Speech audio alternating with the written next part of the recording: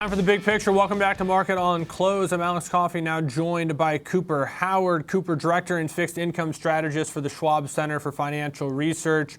Cooper, happy Friday. Thanks for taking the time this afternoon to join us and close things down. Let's wrap up the day where we started the day. That was the jobs data that really kicked things off. What did you make of the report? Thanks for having me, Alex, and happy Friday is for sure. I think that the market's really cheering that the jobs report wasn't as bad as originally expected. So if we come into the week, remember that we had ADP this week that was pretty soft. So I think the market was really positioned for potentially a little bit more of a soft non-farm payroll report. We didn't get that. Overall, it was okay. I don't think that it was anything to be gangbusters about. So the economy added about 140,000 jobs. That was roughly in line with expectations. Unemployment rate stayed steady at 4.2%, we know. But I think what was interesting is if you really look under the surface, a lot of the jobs gains were only being driven by three different sectors. So of those that experienced gains, if you look at local government, leisure and hospitality, and then healthcare and hospitals, those contributed to about 80% of the gains overall. So I think on the surface, it wasn't as bad or as good of a report as originally expected. It was kind of a ho-hum report.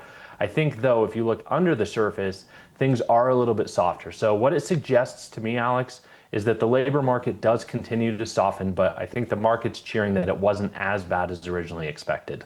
I think that's extremely well put and exactly my takeaway. Better than feared, but more of the same. We are slowing, but we're not driving off the cliff anytime soon, at least not yet.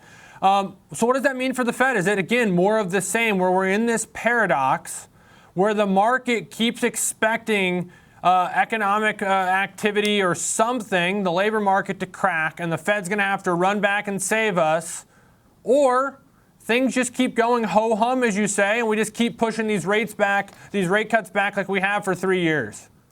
I think that that's an interesting point. I think that that's kind of what we're going to see, is that so long as the economy continues to chug along like we're doing so now, if you look at GDP growth, that is trending 2.5%, 3%, depending on what measures you look at, but that's not bad. That's not great. And if you look at kind of the other hard data metrics, the economy is holding up all right. The soft measures, those are the ones that are a little bit more concerning. So long as we continue to get good data reports, or at least not significantly negative data reports, then I would think that the Fed's going to be content with where they're at right now. They've already preached that they're going to be patient with where rates are. They don't want to move too quickly and risk one thing going haywire one way or another.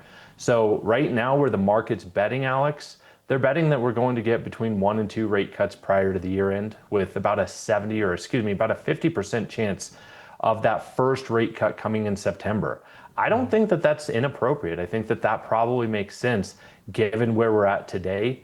And again, if we do see the economy continue to chug along, I wouldn't be surprised if those rate cut expectations get pushed out further and further. Which again has been the story since 2023.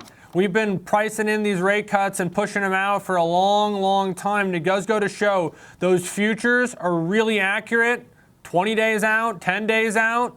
But you start going out further in time, there's a lot of variables that we still figure out along the way, and things can change in a hurry. Talk to me real quick before we go. For those who are looking to branch outside of maybe treasuries within the fixed income, but they don't want to sacrifice quality, where are some other areas that you guys are looking at?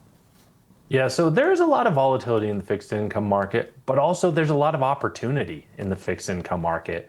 And Alex, one of those areas of opportunity that we think is the municipal bond market. And I'll just boil it down very simply, is it comes down to the fact that yields are fairly attractive right now. On a broad index of municipal bonds, it yields about 4%.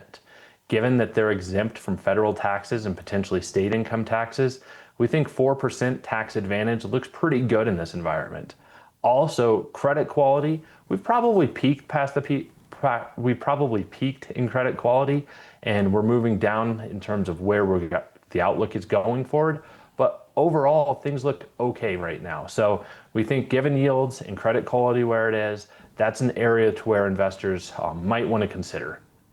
Thank you so much, Cooper Howard. You enjoy the weekend. We'll catch up next week.